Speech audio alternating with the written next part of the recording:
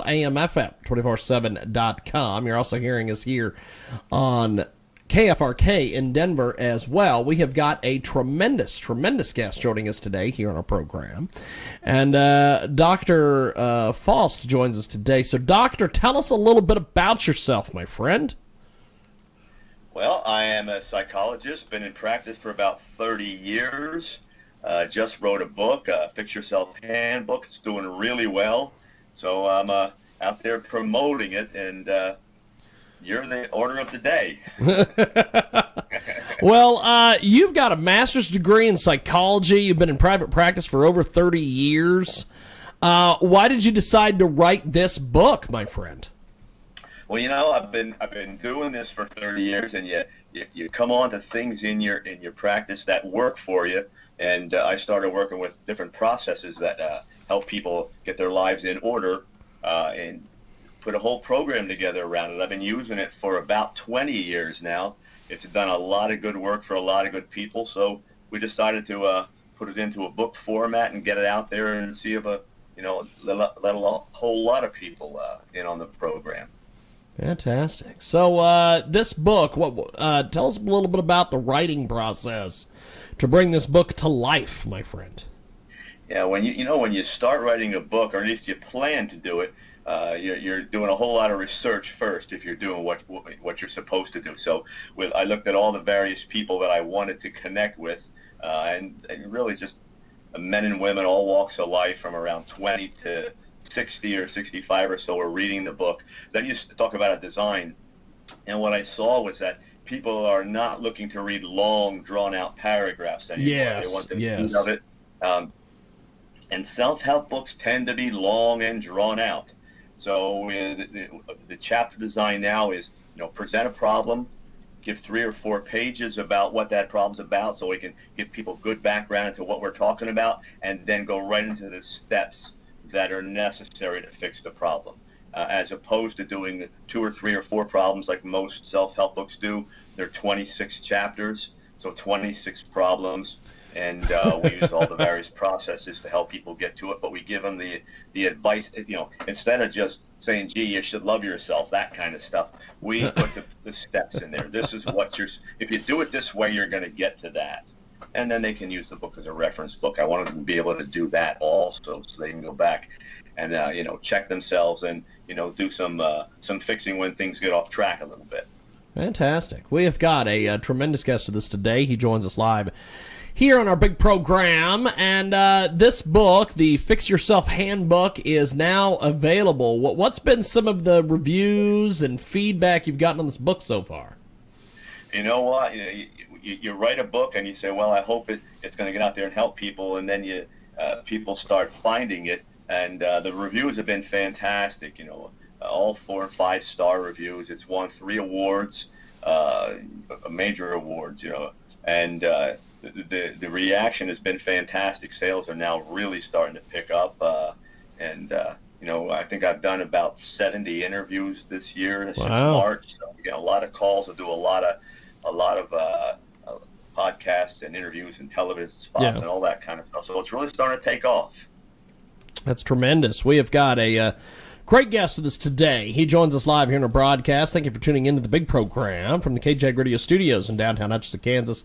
We are live coast to coast, 2 Central, 3 Eastern, 12 Pacific, 1 p.m. Mountain Standard, and of course, 24/7 at JiggyJaguar.com.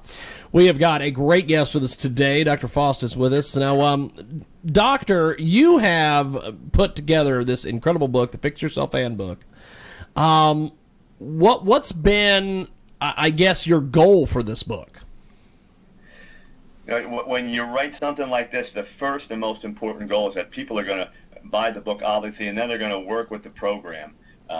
It's designed to address any problem that comes up in a person's life, because what it's doing is make people hard or strong on the inside, and that's the real goal. Get people stronger on the inside, then whatever comes along in their lives, they can deal with it. And the pandemic we're in is a perfect example. People are using the program, and they're saying, okay, I'm not as fearful as I thought I was going to be. I'm more accepting about what I have to do, and I'm happy with my life the way it is. We'll get back to a normal way of living somewhere down the road, but I'm not falling apart, and that's always nice to hear. That's great. That's great. So, what was, I guess, your writing style for this? Do you have a particular writing style that you used? Yeah, I'm a very much to the point writer. I don't like to go in again to long dissertations on things. So my style is to present an issue or a subject, whatever it is, and go right into the dialogue and give the 3 or 4 pages, as I said, and bring it right to the point. So people aren't saying, okay, what did he mean by that?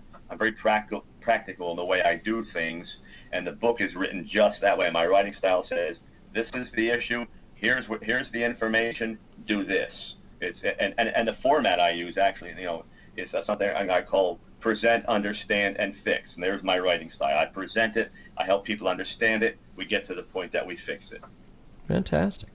We have got a great guest with us today. The book is tremendous. It is the Fix Yourself Handbook, and so when you decided to put this book together, was there was there a reason, or did you just give me some information here, my friend?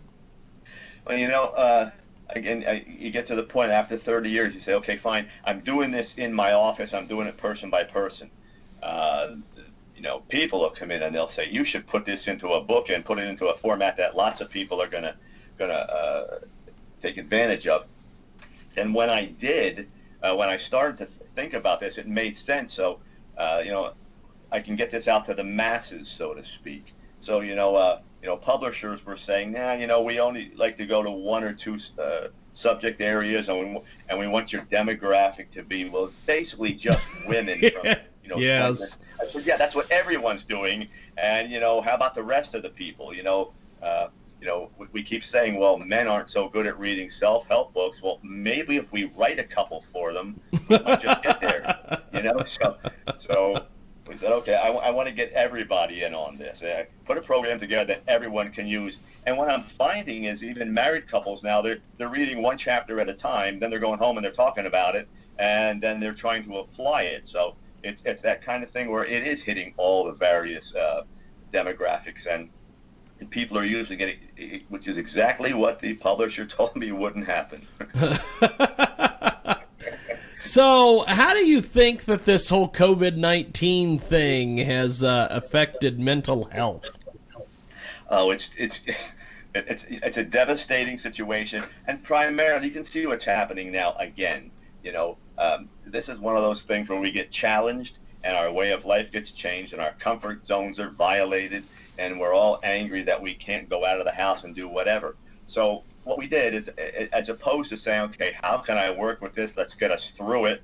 Everyone got angry, everyone got fearful, and they didn't do what they should have done. So if you look at other countries, they're on the downswing, and here we are getting ready to go into quarantine again because we decided not to do it. So the books, what I wrote says, let's look at this stuff, get your emotions out of this. That's one of the primary chapters in the book. Let's get our emotions, put them aside a little bit. Let's get our head in the picture and decide what we have to do to make something work. What we want to do is be through this, but we're not going to do it by heading out to parties and restaurants and, hugging people. And it's not going to happen. It won't shut it down then. So, that's a big part of it, that we're resisting it. What it's done, it's increased substance abuse. It's increased violence in the homes. Kids are home. They're seeing horrible examples of things. Mental health offices should be full. Half of them are shut down. So people aren't getting the help that they need. Physical health has gone down. People are isolating. They're spending time trying to establish comfort zones that they can't. Lots of anger, lots of frustration. Yeah, mental health has taken the hit. We have got a great guest with us today. He joins us live here in our broadcast. So, what is I guess at the end of the day, what do you want readers to take away from your writing of this book? Well, the major thing is that everything you need to get yourself to go through life and to be healthy and to be productive, it's already inside you. People are looking all over the place outside of themselves for these quick fixes. Everything you need is already inside you. And again, using the pandemic as an example, everything we needed was right inside us. We got so concerned that we were going to fall apart, that our outside world was going to fall apart because we have everything invested out there. I just want people to understand that you're a whole lot stronger than you think you are. It's not, once you're in the situation, you can deal with it. You got to stop fearing what's going to happen when you get there. Yes, you are completely correct on that. We have got a tremendous guest with us today. He joins us live here in our broadcast. The new book is the Fix Yourself Handbook. And so talk to me a little bit about redefining life as the world changes. Give us your take on this. It's going to change. In fact, it's there. People are wondering what it's going to be like when the vaccine is out and we can go out and do all the things we want to do. We have a whole lot of repair work to do before we get to that point. People are talking about what the new norm is going to be.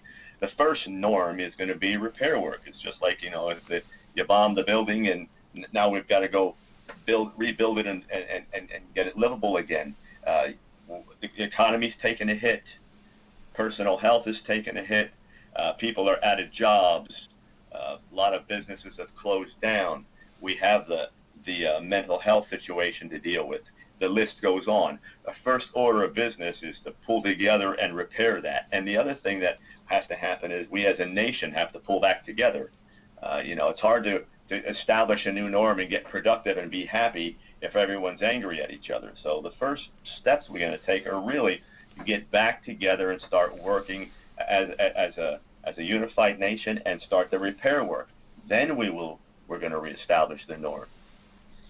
We have got a tremendous guest with us today. He joins us live. The Fix Yourself Handbook is the latest, and this book has got a lot of great information. What was some of the things that you wanted to put in the book that you kept out of the book? I really didn't keep that much out of the book. I went through the program in terms of what needed to go in. I kept a lot of the negative stuff people talked about. I kept the book positive. I kept it moving in a direction that always allowed people to be productive and improve on themselves. I got away from a lot of the stuff you see in some of the books and some of the programs, which is all that negativity and all that anger and all that kind of stuff. I kept it positive. I kept it growth oriented, and I kept it clear and concise with exact steps. So, if you stay away from what not to do, all the negative stuff, and go forward and saying, this is the plan, these are the instructions, people usually pick up on that and run with it. Well, it is a tremendous book, the Fix Yourself Handbook. So talk to me a little bit about how to reduce fear and anger. Well, the major premise on both fear and anger is emotion. And both of those tend to operate with intensity, and they go fast. So anytime you're dealing with something like that, you're talking about slowing your world down a little bit. The bottom line is you want to give your brain enough time to think about what's happening, not react, put together a plan to move through it, and then execute that plan. So I tell people it's hard sometimes to move your emotions out of something. You're not going to just cast them aside. That's never going to happen. But move them aside enough to let your brain think. Slow down a little bit. Give yourself enough time to think about what you do. That's where fear and anger always come from. It's going too fast. It's thinking about what's going to happen. It's fear about what I'm not going to have or what's going to happen to me. The fear of the unknown. And then when we get fearful and angry, we go back to the past and what didn't work out there, and we get more fearful and more angry. So slow down a little bit. Everything that's happening in your world is fixable. That's the mindset that you have to have. It's all fixable, amazing. And I got to stop reacting and getting afraid and then, being angry about it. And because that just goes nowhere. That creates more problems. Slow down. Give yourself enough time to think about it. Put a plan together. Decide what you want to do. Then start executing that plan. And if you're having trouble, talk to somebody. Family, friend, lover, counselor, whatever it is. Talk to someone so you're not spinning this stuff around in your head, because it tends to grow there. Yes. You are completely correct there. That is one thing about mental health and keeping that all in check. That if you You've hit that completely on the head there. So you have an MS in clinical psychology. Talk to me a little bit about that. Well, in psychology, there are various fields. Clinical psychology is the one that works directly with people. Yes. So I was educated. I got my graduate degrees from Illinois State University, and they had a real nice program way back when I was there. You could actually go into the clinical program and then add the components you wanted to add. So I added some research, and I added some courses in normal development. So I really could contrast. The clinical gave you the abnormal stuff, or the and the developmental gave me the normal development. I could put a program together for that, and then I went into the research. So and it's funny, when I wrote the book, all three of those came into play because I researched it. I researched the whole plan the way I wanted to see it go, and then I was able to put the clinical design, but I could contrast it with normal development. So we're coming from problem areas and moving them right into normal living, which is what people are looking for. That is amazing. You've got a tremendous background here. You've been in counseling for over 4 decades. Talk to me about some of the different changes you've seen in that world. The biggest change I've seen, when I started, people were really committed to counseling and to working a program. Today, it's a whole lot more into quick fixes. When I started working, if I had a caseload of 50 people a week, maybe 5 were on medicine. Now they come into my office now, and at 50, I probably have 35 or 40 that come in on medicine. So the biggest thing I've seen is that people aren't investing in the long run. They want the plan now. They want it today. They want to fix it, and They do not want to do the work. Yes. And that makes it difficult for them, because what's going to happen is they're going to get tricked. That quick fix is going to work for a little while. They're going to say, "See, that's great," and then they got to go do it again and again and again. And we're convinced that we're weak enough that medicine has to fix our world, and it does not. Is it the phones? Is it the way news travels? Why is it people are just into this? I want it now and I want it done. Because that's the way the country's developing. You're right. When I go back into when I was in school, if you had a little argument with somebody, that was it. It was between you and that person, and maybe you fixed it the next day, or you might have had to get permission from your parents to use the phone at night. Today, everybody's got one. You might even have your fight filmed. Everything goes a million miles an hour. You get what you want right away, and the pressure is intense. So we're getting everything we want right away, but in the meantime, we're paying a heck of a price for it because, we don't have the privacy we used to have. Things don't go slow. We don't have enough time to think about what we're doing. Everything goes, as I said, a million miles an hour, and everybody knows it. Yeah. Yes.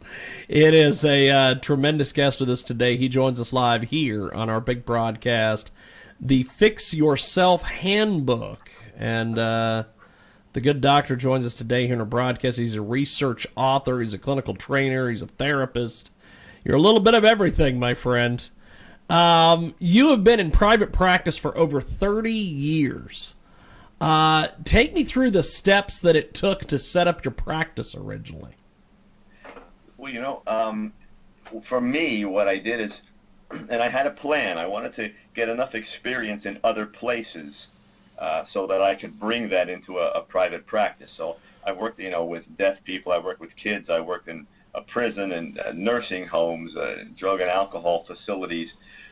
And then the last one before I went into the private practice was the prison. I counseled in the prison for about 5 years, and then I just started to put the program, my private practice together part-time. So I'd go to work, and it was like 8 to 4:30, and I'd be home at 5, and by 6 I was down at the little space I rented, and did that for 3 or 4 hours, and all day Saturday. So it was a long work week. And then at the end of the 5-year period, the private practice was really starting to take off. So then I left the prison and went into private practice, and that was in 1988. So it's about 32 years now. Wow.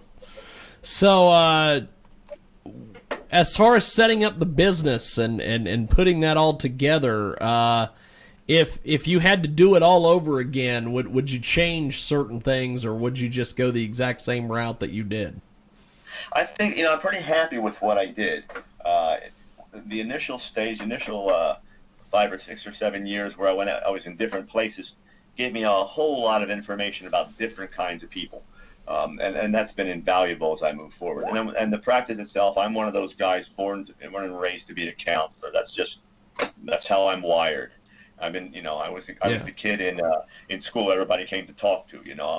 My listening skills are good, and I'm real good at developing a program or at least a solution for people. So I don't think I change a whole heck of a lot.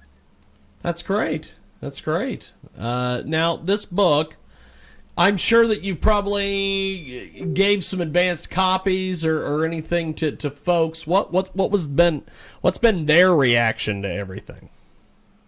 It came back real good. When we started publicizing the book and getting it out there, people were asking, and every time someone would email us and say, "Can I get a copy?" Then we'd see an interview come from it,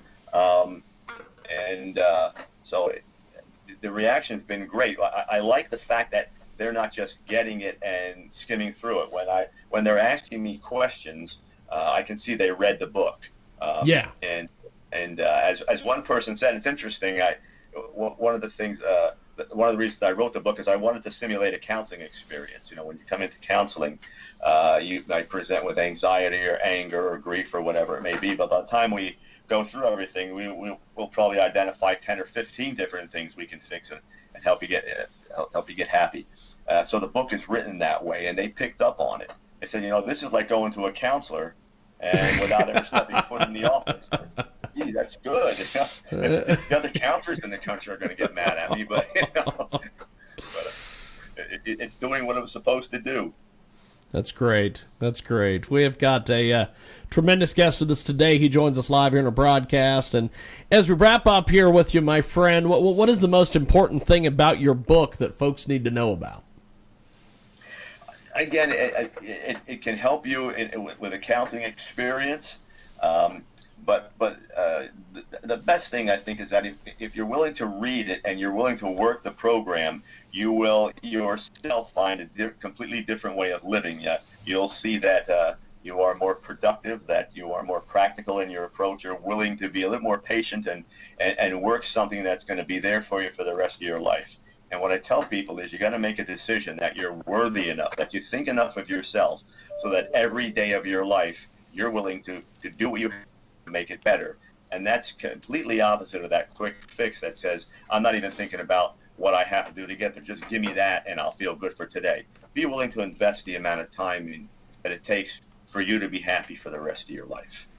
That is tremendous. Well, I think that's where we'll leave it today, my friend. You have been a treat today. I've really enjoyed chatting with you, and thanks for doing this, my friend. And we will talk to you soon. I definitely will be in touch, my friend. Thank you. That sounds great.